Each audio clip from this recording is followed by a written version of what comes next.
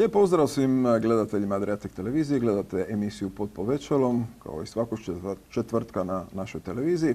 Večeras odilazimo na prekrasan otok Pag u još ljepšu općinu Kolan u samom središtu mjesta. Gost u studiju večeras gospodin Marin Pernjak, koji je i načelnik općine Kolan. Dobar večer i dobrodošli. Dobar večer. Dobar večer tebi, dobar večer tvojim gledateljima, našim gledateljima. I evo, kao i uvijek, ugodno kod vas. Hvala lijepa i pozdrav naravno svim žiteljima vaše općine. Možemo reći da Kolan, općina, pokriva naselja Kolan, Mandre i Kolanjski Gajac. Tako je, Kolan, Mandre i Kolanjski Gajac. Kolan naselje je centralno naselje općine, središte. Mandre je naše turističko središte, a Gajac nam je turističko naselje koje čini jednu cjelinu sa Kolanom i sa Mandrima.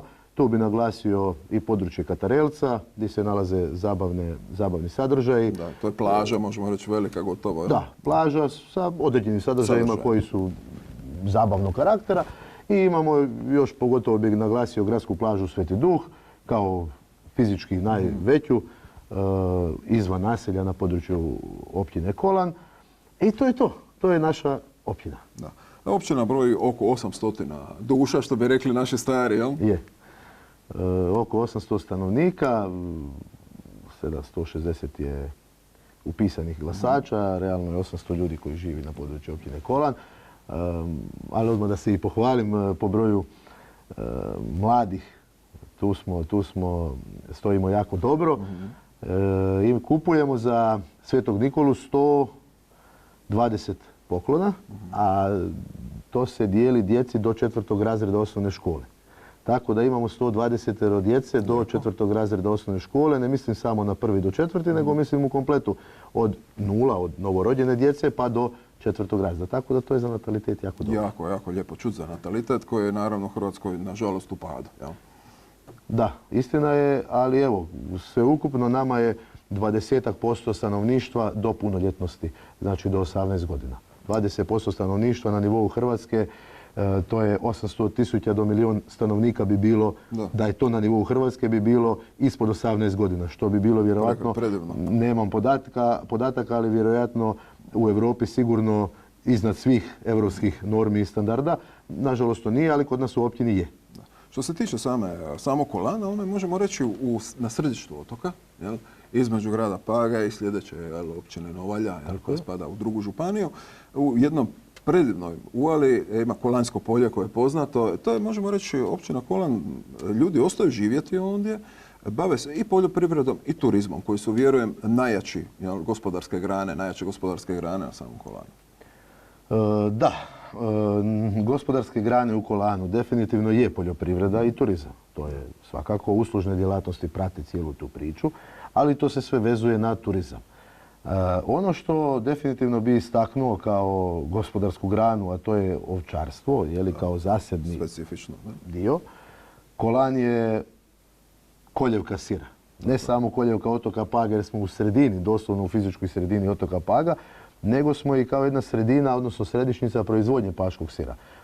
Ja bi tu spomenuo da mi imamo dvije velike sirane u Kolanu, to je sirana Gligora i sirana Mih, koje zapošljavaju maltene 100 ljudi. Oni su u vlasništvu domaćih stanovnika, odnosno vlasnici su iz Kolana, ali ono što bi dodatno naglasio po pitanju stočarstva, ovčarstva, je to da imamo 64 OPG-a. Jasno, svih 64 ne bave se svi samo ovčarstvom. Ima pojedinih OPG-ova koji se ne bave ovčarstvom, bave se drugim djelatnostima u poljoprivredi ili stočarstvu, proizvodnjom vina, maslinovog ulja i meda i slično. Ali ono što je najključnija i najznačajnija grana definitivno je ovčarstvo i proizvodnja našeg nadaleko poznatog paškog sira. Plemenitog paškog sira po kojem je i Hrvatska prepoznata, ne samo otok Pag. Svi se volimo hvaliti paškim sirom. I mi u Zadru i ljudi u Zagrebu isto kad svojim gostima inozemnim kažu to je paški sir, to je nešto posebno. Imamo se i čime i pohvaliti. Točno tako. Tako da paški sir definitivno je jedan od najkvalitetnijih među drugim hrvatskim proizvodima koji su takve kvalitete u smislu mesni, da ne naglašavam sad neke slavonske i hrvatske druge proizvode, ali ono što je definitivno kao sir, definitivno najbolji hrvatski sir. A to je i dokaz tome i zaštita oznakom izvornosti. Tako je, Hrvatska, jel? A sad se radi i na sljedećoj, a to je znači evropsko priznanje paškom siru bi trebalo uskoro stići. Da, to je procedura, upoznat sam sa tom procedurom obzirom da sam bio dugogodišnji predsjednik udruge proizvođača paškog sira, pa znam, mislim pa sam jako dobro upoznat s tom procedurom. Što se u principu događa? Paški sir, odnosno udruga proizvođača paškog sira, to je udruga na cijelom otoku, sa cijelog otoka i štiti sir na cijelom otoku, tako da ne samo u Kolanu, ali pošto se mi svi na otoku dičimo s tim sirom, tako da onda i ja mogu punopravno reći da smo dobili zaštitu izvornosti na nivou Hrvatske, to je i takva procedura. Međutim, čekamo i očekujemo za kakvih 30 dana zaštitu na Evropske komisije da nam potvrdi tu zaštitu i da taj onda sir bude zaštićen ne samo u Europi nego i u cijelom svijetu. Točno tako. Vratit ćemo se na sir, pašku ovcu, posebnosti otoka Paga, mikroklimu koja je posebna. O tom potom, ja bih vas malo upitao jednu stvar. Evo, rekli smo 800 stanovnika otprilike borave u Kolanu, no tijekom ljeta tamo boravi više od 20.000 ljudi. Kako to komunalna infrastruktura podnosi? Pa to je točna informacija. Mi u Kolanu brojimo, znači približno 800 stanovnika, međutim u sezoni, točno kako ste rekli, je približno od 15 do 20.000 stanovnika, ovisno o dobu ljeta i to. Sezoni, najjačim danima ih je daleko više. Da, tako je. Ali pak dobro da ne potone koliko turista dođe preko ljeta na njega. Ne izdržat ćemo mi samo neka oni dođu i dobro nama došli. I nek budu što duže. Međutim, činjenica je da je vrlo kompleksno organizirati cjelokupnu komunalnu infrastrukturu. Ne mislim samo na ceste, prometnice, komunalnu infrastrukturu, vodu, odvodnju. Tu su i ljudi koji sve to moraju i obavljati. Da. To bi naglasio posebno.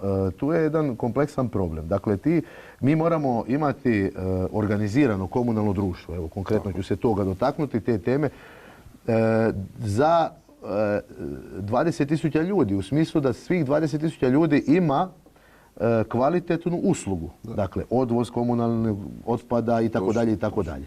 Uređenje mjesta, plaža, javnih površina i tako dalje. I u principu izrazit ću se da cijela stvar štima, treba imati dovoljan broj ljudi. Teško je dobiti sezonske radnike za bilo što, a pogotovo... A ne želite Filipince uvoziti, šalim se malo. Pa teško je, da, za ovakve poslove je teško uvesti radnu snagu. I mi smo dobro posložili, ja moram se pohvaliti sa tom jednom činjenicom. Prije 2 godine, znači na 13.6. na Svetog Antu, smo, ja osobno, moj zamjenik, a i vijeće općinsko, preuzeli dužnost vođenja općine Kolan i zatekli smo stanje u komunalnom društvu sa 6-7 zaposlenika, 8, sad da ne bi krivu informaciju rekao, i sa nekakvih 1.800.000 kuna prihoda godišnjih. Danas, evo, 1,5 dana je 2, u biti, sada već i prošlo 2 godine od početka mandata, mi imamo komunalno društvo sa 5 milijuna kuna prihoda i 18 zaposlenika. Svih tih 18 zaposlenika radi ne samo na uređenju javnih površina, nego zimi rade i komercijalne poslove, a to su... One koje ste morali plaćati. Mi smo, na primjer, javnu rasvjetu. Da. Javna rasvjeta je bila pod koncesionarom. Mi smo to donijeli odluku na općinskom vijeću i to smo dodijelili komunalnom društvu. Komunalno društvo danas uprihoduje sredstva koja su išla negdje drugdje, danas idu u komunalno društvo, rade ljudi koji žive na području, većinom rade koji žive na području općine Kolan. Sve te obitelji ipak imaju određene prihod, znači osiguran i tako dalje. Tako da ostaju u samoj općini, u samom mjestu. Tako da, evo, sad to društvo ima 10-ak vozila, 18 ljudi, 5 milijuna kuna prihoda, komercijalno radi, ne znam, razne zidove za neke ljude privatne i to ljudi plate i to je dodatni prihod. Dakle, nisu više samo na grbači, pod navodnicima ću se izraziti normalno, odnosno na budžetu općinskome, nego i sami uprihoduju određena sredstva. Sami zarađuju zapravo. Tako je. Da, samo opstojni su. Tako da je kompleksna organizacija i kompleksno, međutim, zaključili smo da je potrebno imati stalno zaposlene ljude, treba im dati i stvoriti posla da zarade, što smo i napravili, a onda je rezultat toga da u sezoni, kad je tih 60-90 dana sezone, odnosno gužve, odnosno špice sezone, kad je tih 20.000 ljudi na području općine Kolan, onda smo mi dovoljno opskrbljeni sa vozilima, sa brojem ljudi, da sve možemo dati uslugu na nivou. Tako da mislim da smo, moram reći da smo uspjeli u tome. Lijepo čuti. Malo ćemo progovoriti o projektima koji su u planu ili su već realiziraju. Šetnica Mandre-Gajac. Da, Šetnica Mandre, točno, to je projekat koji je u fazi realizacije. Dakle, projektna dokumentacija je gotova. Dozvole su sve pribavljene i čekamo i očekujemo sada natječaje, da li Evropske unije, da li nacionalne, na koje ćemo se javiti i nadam se da ćemo pokušati izvući sredstva. Vrijednost projekta je, odnosno ne mislim na projektnu dokumentaciju, nego mislim na realizaciju projekta, je vrijednost 2,5 milijuna kuna. Projektna je dokumentacija bila negdje oko 200.000 kuna, to je 11 km, tu je geodezija, tu su ozbiljni troškovi i ozbiljni projekat. Ali kako nije, mi smo došli do dozvole, odnosno do papira. A to je najvažnije da bi se mogao projekat realizirati, da bi se mogli kandidirati dalje. Ponuditi dalje. Tako je. To je projekat koji povezuje naselje Mandre i naselje Kolanski Gajac sa šetnicom i biciklističkom stazom, sa određenim punktovima za odmor, sa solarnim ovim klupama. Kompletna je rasvjeta, solarna rasvjeta, znači išlo se 100% na ekologiju. Zimi bi se normalno to u principu išlo se u što? Išlo se na produženje turističke sezone. Eto, da skratimo. I sa još nekim manifestacijama kojima ćemo postaviti. Tako. Išlo se na to, jer danas ljudi traže sportske aktivnosti, ljudi traže aktivni, malogodišnji odmor, nego li oni nekad koji su samo kupali se sunčali. A mi povezati polje Kolansko sa šetnicom uz more, to je dakle jedan cirkularni krug koji onda spaja naselje Mandre, Gajac i kroz Kolansko polje Kolan, a onda opet Kolan i Mandre kroz poljske puteve. Napravili smo jedan ogroman put preko 150 km poljskih puteva, odnosno preko 150 km. Koji su asfaltirani već, pa jedan dio je vrlo kvalitetno urađen bez asfalta, znači sa tamponiranjem. I ova šetnica koja će onda donijeti jedan dodatni bonus da se to sve skupa zaokruži kao jedna cijelina, jedna priča. Priča se i o multimedijalnom centru, čini mi se u prostoru stare škole, ako se ne varam. Je, točno, jedno ste imate informaciju. U prostorijama takozvane stare škole. Dakle, objekat koji je nekada davno korišten kao škola. Danas se nalazi knjižnica. Međutim, knjižnica se planira staviti u jedan novi objekat kojega ćemo možda kasnije spomenuti. A u tom objektu se planira napraviti, odnosno ne planira, nego smo dobili građevinsku dozvolu, dobili smo sve papire za rekonstrukciju tog objekta i njegovu namjenu bi proširili, odnosno u njega bi smjestili multimedijalni informativni centar sa 2 višenamjenske multimedijalne dvorane. Jedan krasan objekat, isto je vrijednost negdje oko 2.600.000 kuna. Za Kolan jedan prekrasan objekat kad bi ga se obnovilo i kad ga se obnovi. I evo, danas sam baš dobio informaciju, moram reći da kad sam putovao prema vama, da su mi dali informaciju da je izašao natječaj u jednom od ministarstava gdje bi se mi sa tim projektom trebali kandidirati. Da izvučete novac. Ako to bude, a nadam se da hoće i da ćemo se potruditi da prođemo, evo, bit ćete prvi da vas obavijestimo da nam dođete vi sa televizijom. Eto, dogovorili smo se. Tu je i uređenje Luke Mandre. Prva faza kreće, čini mi se, u veljači sljedeće godine. Da, tako bi trebalo biti. Dakle, Luka Mandre je pod upravljanjem Lučke uprave Zadarske županije. Moram konstatirati ovdje i pohvaliti Lučku upravu. Moram konstatirati i pohvaliti ravnatelja Lučke uprave, gospodina Škibolu, s kime surađujemo izvanredno. Župana Božidara Longina, s kime surađujemo izvanredno. Pogotovo sada, evo, konkretno na ovom projektu, Dakle, projekat Luke Mandre, isto tako moram naglasiti ministarstvo, ministra Olega Butkovića, i ine druge, Anđelka Petrinića, tajnika i tako dalje. Svi ti ljudi su, moram reći, ne samo nama, nego ja sam siguran, a kako vidim i drugim lukama, na raspolaganju. Ono što se kod nas radi i odradilo se, evo ja ću prije dopuniti, prošle godine smo investirali preko Lučke uprave, Lučka uprava ne mi, Jasno. 1 milijun kuna. Mi smo dali projektnu dokumentaciju, Lučka uprava je investirala 1 milijun kuna u sanaciju operativnog dijela obale, odnosno operativne obale u Mandrima. Dakle, glavne rive takozvane. Druga faza je evo upravo ova koju sada spominjemo, to je uređenje centralnog dijela luke, 1.300.000 kuna. I evo ako dozvolite odmah bi treću faza koja je... To je Lukobran, vjerojatno? Da. Ali to je još najskuplja faza, čini mi se, jel? Da, to je u principu faza koja je tek u projektiranju. To je faza koja je u projektiranju. Radi se o lukobranu koji bi zaštitio luku Mandre i omogućio prihvat puno većeg broja brodova. Bravo. I ono što je bitnije od samog prihvata brodova, štitio bi luku za vrijeme juga koja je nezaštićena i imali smo velikih havarija. U cijelom Zadarskom kraju jugo najveće štete radi. Da, nama bura nije bura je problem u prometu, ali nama je jugo. I nekad je bila na Pagu kad su instalacije za provođenje struje bile vani, pa bi se sol skupila i onda bi nestalo struje. Sad je to sve uredno. Sad je to riješeno, da. Ali evo, luka ako bude, mi smo već je projekat u završnoj fazi idejnog rješenja, ide se na glavni projekat. Vrijednost projekta je upravo takva kakva su. Iznad 7 milijuna kuna. Tako je, ali je to neophodna investicija ako mi mislimo u Mandrima imati ozbiljan turizam i ako mislimo ozbiljno pružiti kvalitetu života žiteljima otoka, odnosno žiteljima Mandri, domaćim, a i gostima koji borave preko cijele godine. Mi imamo više od preko 10 familija koje borave sada i prijavljeni su na području Mandri, a nisu domicidni, odnosno nisu fetivi Kolanjci ili Mandrani, nego su ljudi koji su doselili, da li iz Njemačke, da li iz Zagreba i žive tu, imaju svoje brodove. Rekli bi naši stari, ja nisu ni ludi, ovakav kraj doći, kojim se mi volimo najviše hvaliti, da smo, reću, dalmatinski najljepši na svijetu. Najljepši na svijetu. Pa je, i dobro ste rekli.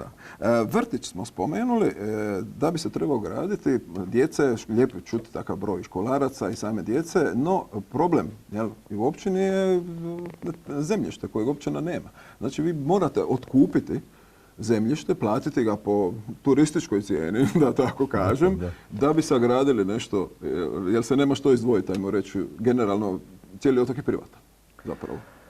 Pa kod nas je općina Kolanje specifična. Općina Kolanje provedena je kompletna podjela imovine za vrijeme bivših država, to jest još za vrijeme Austro-Ugarske, pa kasnije Kraljevine, pa onda to je dovršilo se kroz vrijeme bivše države.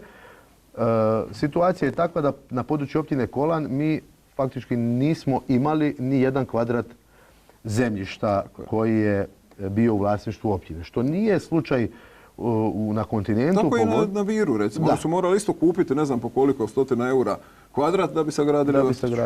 Da, to je to. To je naša sudbina. Jer zemlja je bila bogatstvo kod naših starih i svi su voljeli zadržavati zemlju i nije se poklanjala tako. Kako ne? Nije bio interes. Pazite, kod nas su ljudi povijesno, u 2 rečenice, povijesno bavili ovčarstvom. Od uvijek i prauvijek. Svaki kvadratik te zemlje je bio vrlo važan. Kasnije, pazite, vi morate znati da preživjeti na otoku prije 50-70 godina, zemljište je bilo bezvrijedno u smislu novaca, međutim vrijednost novčana, ali je bilo bitno u smislu prehranice, dakle da se tu ovca prehrani koja će dati mlijeko i janje, da ti imaš što janje i mlijeko popiti ili pojesti ili sir napraviti kojega pojesti. Sir se nije prodava, sir se prodaje u zadnjih 30-40 godina, međutim prije... Ali ono što je činjenica je da smo mi u Kolanu morali kupiti zemljišta i mi smo u zadnje 2 godine preko 2 milijuna kuna investirali u nekretnine, ali nekretnine u smislu zemlje. Čak smo i 2 kuće kupili. 2 kuće, jednu planiramo za izgradnju muzeja, odnosno za renoviranje, obnovu. To je jedna od najstarijih kuća u Kolanu, pa bi je pretvorili, imamo već idejno rješenje muzeja, za zavičajni muzej. Tamo bi se stavila etnografska zbirka koju imamo, trebamo je renovirati i tako dalje, da sad ne idem u širinu. Ona je u knjižnici tamo. Ona je iznad knjižnice, da. Nije trenutno u Bajnom. Često sam dolazio na kola. I uvijek nam je bilo drago da dođete.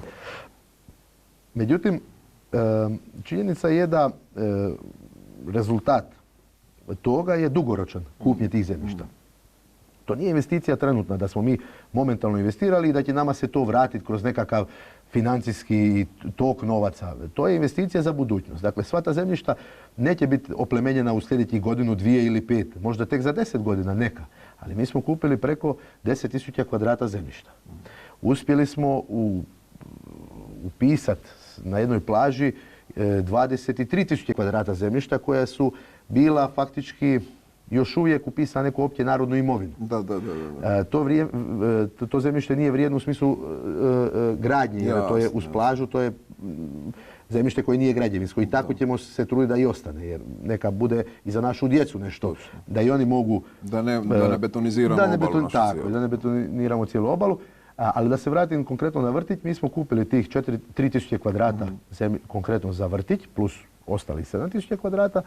I napravili smo projektnu dokumentaciju idejnu za vrtić i sad smo krenuli u fazu glavnog projekta izgradnje vrtića. Mi imamo kapacitet tog vrtića u idejnom rješenju 60 djece, a trenutno imamo 46 ili 8 djece, 68 djece imamo u vrtićima i s ovim putem zahvaljujem vrtiću Pag i vrtiću Novalja da nas suportiraju, to je zgradu Pagu i Novalji, da nam daju podršku da i naša djeca mogu u vrtić u nama prijateljske općine, odnosno gradovi Pag i Novalju, te direktoricama i direktorima vrtića i upravama vrtića Paga i Novalje, što eto i naša djeca mogu. Mi to normalno subvencioniramo, normalno i financijski podupiremo, apsolutno to, ali do izgradnje našeg vrtića, evo... Neko još malo strpe, jel? Pa još malo, ja se nadam, evo potrudit ćemo se da do kraja mandata bude gotova projektna dokumentacija, te da pokušamo čak i krenu sa izgradnjom. Međutim, evo, teško mi je dati to obećanje, kompleksno je pitanje, izmjena je u prostornom planu, problemi su na tom zemljištu određeni koji jesu i treba tu u prostornom planu izdefinirati to zemljište za društvenu namjenu da možemo graditi tu vrtić, što je u općem interesu svih nas. Meni je jedan interesantan projekt tu, to je voda i kanalizacija za Kolan i Mandre. Kako tu stojite? Pa što se tiče vode nije tako loše stanje, imamo mi određenih problema koji nisu konkretno vezani za distribuciju, ali ono što je problem je kanalizacijski sustav. Do 2011. ako se ne varam, možda sad ću fulat godinu, ali sad više manje nije ni bitno, je napravljena prva faza kanalizacijskog sustava, to je osovina na koju se vežu vertikale, međutim nije nastavljeno s tim projektom. Kasnije je došlo do problema jer fondovi Europske unije, a i naši nacionalni fondovi ne prihvaćaju projekte manje od 3000 stanovnika. Kod nas, kako vam smo više puta rekli, 800 stanovnika. Ne može se otok mjeriti sa kontinentom, to budemo realni. Nisu mjerila ista za sve. Država je dala jednu mogućnost, što nije opet loša mogućnost, a to je udruživanje. Tako je. Imamo evo primjera ovdje jako dobrih na području naše županije, na području Zadarske županije, evo sad je Vrsi, Nin, Virus i tako dalje. Tako je, Privlaka, to su ozbiljne i čestitam kolegama. Čestitam kolegama na tom uspjehu, to je 430 i više milijuna kuna investicija, to je vrlo pohvalno, ali nije jedina. Ima i drugih i čestitam svim skupa koji su uspjeli. Mi smo sa gradom Pagom i općinom Povljana došli do ideje i do realizacije na način da smo potpisali ugovor, sporazum o suradnji na pitanju aglomeracije. Grad Pag, odnosno komunalno društvo Pag, vodi tu aglomeraciju, odnosno taj projekat vodi i nadam se da će ići u dobrom smjeru, odnosno krenulo je sa projektiranjem normalno u suradnji sa Hrvatskim vodama koje normalno vode cijelu tu priču i nose konstrukciju, ali poanta je bila da smo mi došli do toga da smo se mi udružili. Istina je, nas su uvijek otočane prozivali, nažalost i sa razlogom. Nažalost sa razlogom. Pogotovo Kolan i Pag, grad Pag. Međutim, evo, ja zahvaljujem kolegi gradonačelniku Paga, mi smo u vrlo dobroj suradnji. Fabijanić, da, kolega Fabijanić je izvanredno imamo suradnju.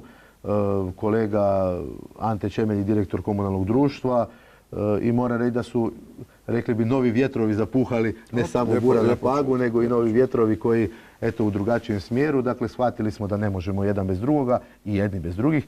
Dapače, i Novalja i Povljana, apsolutno za sve suradnje, tako da jedna suradnja na otoku je, moram reći da nam u Zagrebu u ministarstvima često idemo skupa, sva četvorica, i moram reći da se dosta začuđujuće nas gledaju. Znači nema stranačkih boja, ništa, samo otočno zajedništvo.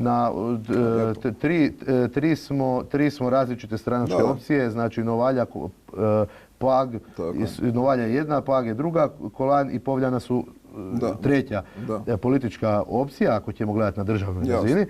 Međutim, pazite, otoka je bezbroj, samo jedan je Pag i to smo mi tako shvatili i tako i postupamo. Lijepo čuti. Nažalost, mi smo se zapričali, kako bi mi u Dalmaciji rekli, začakuvali. Vrijeme nam protječe, bježi nam kroz prste. Ja bih još neke stvari spomenuo s kojom vi zapravo produžujete turističku sezonu koja se događaju ili krajem kolovoza ili u kasnim datumima ili početkom svibnja. To su manifestacije koje radite, a morat ćemo, čini mi se, ovu priču o Pagu, o janjetini posebno ostaviti za jednu drugu emisiju. Ja bih spomenuo jednu veliku feštu. To je fešta od sira, kako ste nazvali, u Kolanu, koja se događa krajem kolovoza. Znači, kad već gosti iza Velike Gospe bježe polako iz Hrvatske, vi još uvijek produžujete sezonu. Da. Poanta hrvatske vlade i Hrvatske ministarstva turizma, tako i otoka Paga, pa tako onda i općine Kolan, je produživanje, normalno produžiti turističku sezonu. Poanta je da se gosti zadrže što više sa kvalitetnim sadržajima, da im se ponudi što god je bolje moguće za njihov novac i da oni budu zadovoljni i da se zadržavaju što duže. Vrijeme, evo, hvala Bogu, nas služi već više godina, 2-3 godine. I evo, jedan od dokaza toga je i ta naša fešta od sira. Ta fešta od sira je evo 6. godina. Da, postoji, egzistira na Kolanu, tako da možemo reći da je već tradicionalno. Ona je započeta kao začetna ideja udruge proizvođača paškog sira u vrijeme kad sam i ja bio predsjednik te udruge. I moram se pohvaliti da smo danas došli do 4-5 tisuća posjetitelja zadnji petak u 8. mjesecu. I moram reći da je to normalno 90% stranih gostiju koji nisu žitelji otoka Paga, dapače, normalno da dolaze i otočani, ali ono s čime sam jako sretan, da ove godine pogotovo bilježimo veći broj gostiju žitelja grada Zadra, našeg glavnog grada, županije, što mi je izričito drago da su i naši Zadrani prepoznali, uz strance koji dolaze, vjerujte mi da čak dolaze Slovenaca, pogotovo koji taj vikend dolaze, dođu taj vikend ili cijeli tjedan samo zbog toga što je fešta. Slovenci su najjači gosti inače bili na Pagu, na cijelom Pagu. Koji su odlični gosti. Apsolutno, da, i dobro nam došli.